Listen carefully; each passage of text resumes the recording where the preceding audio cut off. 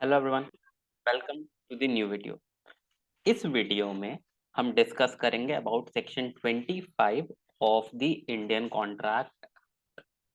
ठीक है, अब इंडियन कॉन्ट्रैक्ट एक्ट का सेक्शन 25 क्या बोलते हैं इसमें हम बताएंगे। सेक्शन थोड़ा बड़ा है इसलिए वीडियो भी थोड़ी बड़ी होगी, but if you will listen till the end आपको बहुत अच्छे से समझ में आएगा कि ये सेक्शन बोलता क्या है। एंड ये सेक्शन यूजुअली कंफ्यूजिंग हो जाता है, तो बहुत सिंपल वे में समझाने की कोशिश की जाएगी। ठीक है, now let's come straight to the section. सबसे पहले सेक्शन को आपको पार्ट्स में डिवाइड करके ही पढ़ना पड़ेगा, तभी समझ में आएगा। अगर आप एक साथ पढ़ने की कोशिश करेंगे तो कुछ समझ में नहीं आने वाला है। ठीक है, सेक्शन सबसे पहले क्या बोल रहे हैं? Agreement without consideration void. ठीक है, ये पहला पार्ट है जो कि जनरल रूल बता रहा है। हमने इससे पहले सेक्शन 2E में देखा था कि अग्रीमेंट तभी होगा जब साथ में कंसिडरेशन आ जाए। सेक्शन 2E में हमने ये बात देखी थी, हमने बहुत डिटेल में डील किया था with regard to section 2E of the Indian contract act. फिर भी अब एक बार फिर से देख लेते हैं। एवरी प्रॉमिस और set of promise forming consideration for each other. तो प्रॉमिस प्लस कंसिडरेशन अग्रीमेंट बना रहा था। ठीक है, सो जनरल रूल क्या हुआ जो इवन 25 बोल रहा है कि अगर कहीं पे भी ऐसा है कि प्रॉमिस तो है पर कंसिडरेशन नहीं है, ठीक है, तो उस केस में वो अग्रीमेंट वॉइड होगा। ठीक है, पहले बस इतना पार्ट हम पढ़ेंगे। ठीक है, यही सेम जनरल रूल यहाँ पे भी लिखा हुआ है, an agreement made without consideration is void. ठीक है, अब ये तो जनरल रूल हमने समझ लिया। अब जनरल रूल के बाद में आता है एक्सेप्शन। Unless, unless. ठीक है, अब एक्सेप्शन कि क्या वो सिनारियोस होंगे जब even without consideration agreement valid माना जाएगा, वो वॉइड नहीं माना जाएगा। ठीक है, अनलेस हम पहले हेड नोट से पढ़ेंगे। It is in writing and और रजिस्टर्ड। ठीक है, सिर्फ इतना पार्ट। ठीक है, one, it is expressed in writing and registered under the law for the time being in force for the registration of documents and is made on account of natural love and affection between parties standing in near relation to each other। ठीक है, तो इसको पीछे से पढ़ते हैं तब ज्यादा समझ में आएगा। ठीक है, या फिर नॉर्मली पढ़ते हैं, चलो। It is expressed in writing and registered. पहले चीज याद करिए, पीछे हमने देखा था कि रिटन अग्रीमेंट भी हो सकते हैं, ओरल अग्रीमेंट भी हो सकते हैं। बिल्कुल हो सकते हैं भाई। ठीक है, पॉसिबल। पर जिस जो भी ऐसा अग्रीमेंट है जो विदाउट कंसिडरेशन है, उसका वैलिड होने के लिए उसको रिटन में होना जरूरी है। हमने पीछे देखा था रजिस्टर होना जरूरी नहीं है, पर यहाँ पर इस सिनारियो में जब विदाउट कंसिडरेशन है तो रजिस्टर होना भी जरूरी है। ठीक है, रजिस्ट्रेशन किस इसके अंदर हो, कोई under the registration of documents के रिलेटेड में जो भी लॉ है, यूजुअली इंडियन रजिस्ट्रेशन एक्ट के हिसाब से चलेगा, और भी दूसरे लॉ हो सकते हैं। ठीक है, तो सबसे पहली चीज, सबसे इंपॉर्टेंट इंग्रेडिएंट क्या हो गया? राइटिंग में होना चाहिए और रजिस्टर्ड होना चाहिए। ठीक है, क्या उसमें भी लिमिटेशन है? आप कोई भी ऐसा अग्रीमेंट जो राइटिंग और रजिस्टर करा दो वो थोड़ी हो जाएगा valid without consideration.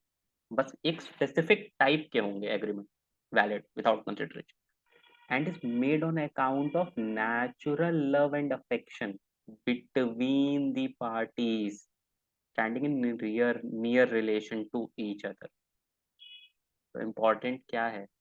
The parties to the agreement, पहला, they should be near relation to each other, they should be closely related to each other, there should be some relationship, ठीक है, between them, father son, parents मतलब father और mother, ठीक है, brothers, sisters, all these things. ठीक है, ये सारे के सारे क्लोज रिलेशन बन जाएंगे। And is made on account of natural, husband wife की। ठीक है, हस्बैंड वाइफ का एग्जांपल बहुत ज्यादा जरूरी है। And is made on account of natural love, there should be a natural love between the parties, जिसकी वजह से वो प्यार, ठीक है, वो अफेक्शन की वजह से ये होना चाहिए। जैसे गिफ्ट डीड, ठीक है, gift deed is a very good example of this. आपने गिफ्ट कर दी प्रॉपर्टी, ठीक है, ये एक एग्जाम्पल हो सकता है। But it should be on account of natural love, anything else, किसी अग्रीमेंट की वजह से, किसी झगड़े की वजह से, कोई झगड़ा रिजॉल्व करने की वजह से आपने किया, that won't be counted under it. Husband wife की में बहुत टाइम से झगड़ा चल रहा है, हस्बैंड ने परेशान होकर बोला चलो ठीक है मैं तुमको एक घर दे देता हूँ, जाओ वहां रहो, that's not on account of natural love. There is a near relation, but that's not account of natural love and affection, so it won't become an agreement, it would be void। ठीक है, because it is without consideration, आप फिर उसको gift deed नहीं बोल सकते हो। ठीक है, आई होप इतना पार्ट क्लियर होगा। ठीक है, अब इसके बाद में हम आएंगे नेक्स्ट पार्ट। ठीक है, तो अब हम आते हैं सेकेंड हाफ, मतलब जो सब क्लॉज 2 है ऑफ सेक्शन 25, उसके ऊपर।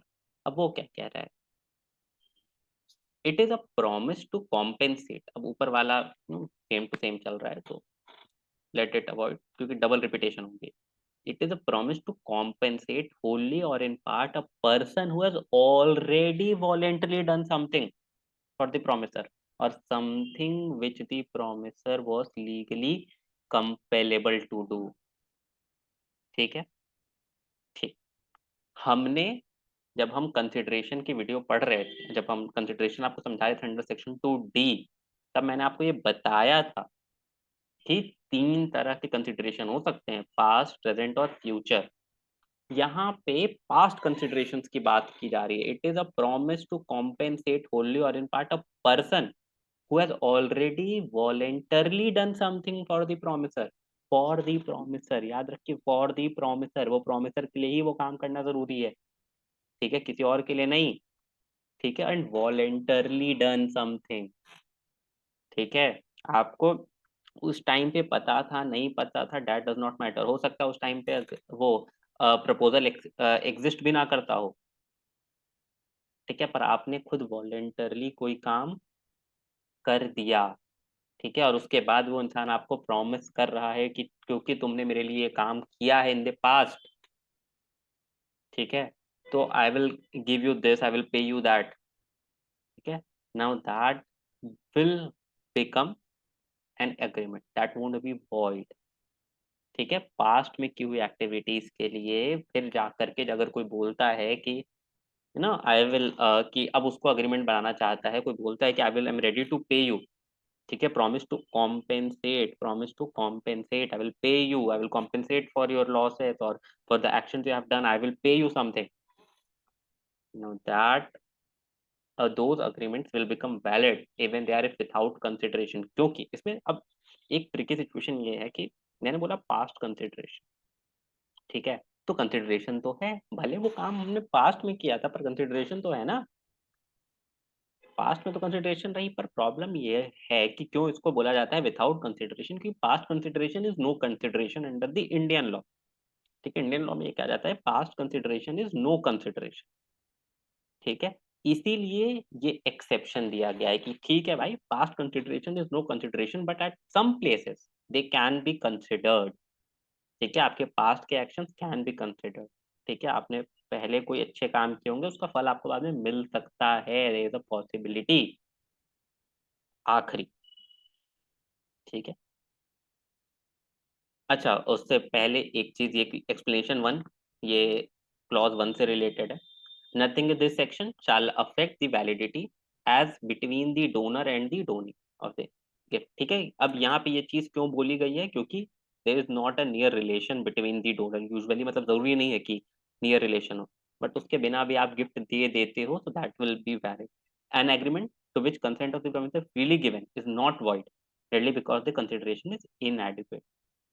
ठीक है, but the inadequacy of condition may be taken into account for determining the question whether the consent of the promiser was freely given। ठीक है, तो ये बेसिकली ये बस ये बोलता है कि जस्ट बिकॉज कंसिडरेशन जो थी एक साइड से वो कम थी, ज्यादा नहीं थी, वो एक तरह से गिफ्ट ही हो गई। ठीक है, जस्ट बिकॉज इस रीजन से आप जाके मुझे तो कह रहे नहीं नहीं, ये तो वॉइड है, ये तो उसका वैल्यू से बहुत कम है या फिर ऐसा है, वो वैलिड रीजन नहीं होगा। आपको दिखाना पड़ेगा कि देयर वाज समथिंग, कैसे ये फ्री कंसेंट नहीं था, आपको फ्री कंसेंट स्टैब्लिश करना, आपको फ्रॉड के अंदर दिखाना पड़ेगा, अंडू इन्फ्लुएंस के अंदर दिखाना पड़ेगा, वो तभी उस कैटेगरी में फॉल करेगा। कोर्जन में दिखाना पड़ेगा, तभी उस कैटेगरी में फॉल करेगा कि इसको वॉइड माना जाए। ठीक है, थर्ड पे आएंगे, क्लॉज 3 पे आएंगे, इलिस्ट्रेशन भी एक तो देख लेते हैं। A promises for no consideration to give to B ₹1000। This is a void agreement. क्यों वॉइड हुआ? There is nothing, there is no relation. It is not out of love. There is no past consideration. There is nothing that has been done. ठीक है, but अब यहीं पे next, A for natural love and affection promises to give his son near relation B ₹1000 and further puts it into writing and registers it. Now this becomes a contract. ये contract हो गया। ठीक है, clause 2 जो हमने देखा था उसके लिए A finds B's purse and gives it to him. अभी तक ना कोई प्रपोजल ना एक्सेप्टेंस, कुछ भी नहीं हुआ है। अब क्योंकि उसने पास्ट में कुछ ऐसा काम किया था, past consideration, B promises to give A ₹50। Now this is a valid contract. But हाँ, since past consideration is no consideration in India, so इस एक्शन को कि उसका पर्स ढूंढ के लेकर के आने को कंसिडरेशन नहीं माना जाएगा। ठीक है, बट ये वॉइड नहीं हो जाएगा। Now this is a valid contract. ठीक है, आई होप 1 और 2 समझ में आ गया हो। 3 समझते हैं। 3, it is a promise made in writing and signed by the person to be charged here therewith। ठीक है, अगेन राइटिंग में और साइन में, रजिस्ट्रेशन अब यहाँ पे जरूरी नहीं है, बस राइटिंग में होना चाहिए और साइन में होना चाहिए, और बाय हिज एजेंट, yes, और by agent, know it already, or specifically authorized on that by, again you know it, to pay wholly or in part a debt of which the creditor might have enforced payment but for the laws of limitation of suit। In any of these cases such agreement is a contract। ठीक है, अभी सच agreement is a contract ऊपर के दोनों के लिए भी है। ठीक है, थर्ड समझते हैं। थर्ड बेसिकली क्या कहता है कि आपने किसी से डेप्ट लिया, ठीक है, कि भाई उधार दे दे, मैं तेरे को कुछ टाइम में पैसे वापस कर दूंगा। मांगते रहे वो नहीं दे रहा है। अब now there is an Indian limitation act जो कि बोलता है कि आपको सूट इतने टाइम के विद इन में फाइल करना पड़ेगा। केस टू केस डिफर करेगा, सिचुएशन टू किस चीज के रिगार्ड में है, वो बहुत कुछ मैटर करेगा, तो वो इस वीडियो में डील नहीं करेंगे। बट आप समझ जाइए कि देयर इज अ पर्टिकुलर, अब समझ लेते हैं कि for just for an example कि पीरियड ऑफ लिमिटेशन थी 3 साल। बोलते रहे देंगे देंगे देंगे देंगे देंगे, 3 साल जाके खत्म होते 1 जनवरी 2023। 3 साल खत्म हो जाता है 1 जनवरी 2023। ठीक है, रोज मांग रहे हो पैसे, वो नहीं दे रहा है। ठीक है, आपने बोला अच्छा रुको मैं सूट फाइल कर देता हूँ तुम्हारे अगेंस्ट में। उसने बोला अच्छा नहीं नहीं भाई रुको, एक काम करो, मैं तुमको लिख करके साइन करके देता हूँ कि मैं तुमको अगले 2 साल में, ठीक है, दे दूंगा पैसे। मैं तुमको अगले 2 साल में दे दूंगा पैसे। नाउ द मोमेंट वो उसने साइन करके दे दिया, वहां से एक fresh period of limitation start होगा। ठीक है, अब वो बंदा अगर 1 जनवरी 2023 के बाद में, मान लीजिए 1 जनवरी 2024 में आके बोलता है कि अब मैं सूट डाल रहा हूँ यार, तुम नहीं दे रहे हो पैसे, आप ये नहीं बोल सकते हो कि अरे तुम्हारा तो लिमिटेशन एक्सपायर हो गया है। आप बोलोगे तुमने लिख के दिया था, अरे यहाँ तो कोई कंसिडरेशन, ये कोई कॉन्ट्रैक्ट थोड़ी हुआ। नहीं, वो कॉन्ट्रैक्ट होगा, भले वहां पे कोई कंसिडरेशन ना हो, पर क्योंकि आपने लिख के दे दिया कि हाँ मैं अपने डेब्ट जो तुम्हारे से मैंने उधार लिया मैं तुमको पे बैक कर दूंगा।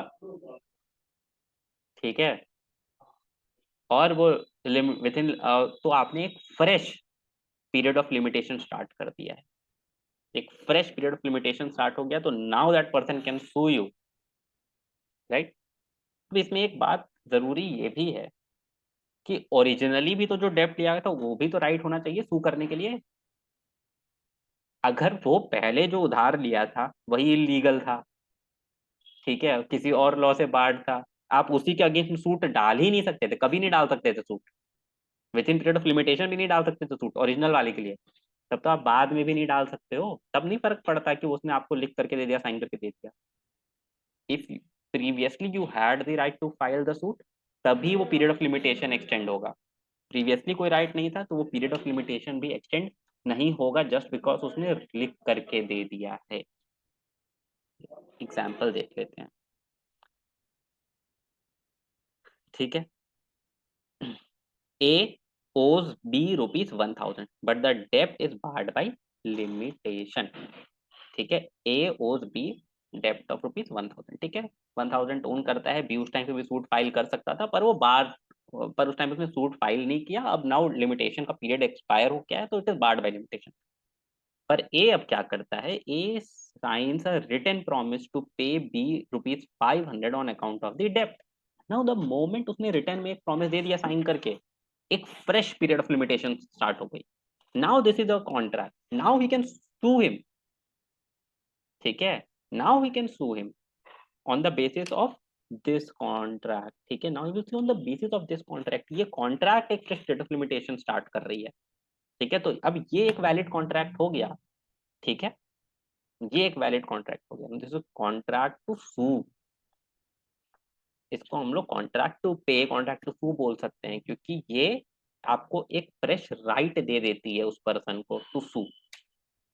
सो आई होप आपको ये वीडियो पूरा समझ में आया, आपको समझ में आया सेक्शन 25 क्या बोलता है, ठीक है। Go through this video very carefully, बहुत ध्यान लगा के समझिए, तब ज़्यादा अच्छे से आपको क्लैरिटी मिलेगी। और ये भी बहुत ज़्यादा ज़रूरी है कि आप इसके लिए सेक्शन 2 या 2D वाले वीडियोस को भी बहुत ध्यान से पहले देखें और फिर इस वीडियो को देखें, तभी आपको समझ में आएगा। तो थैंक यू सो मच।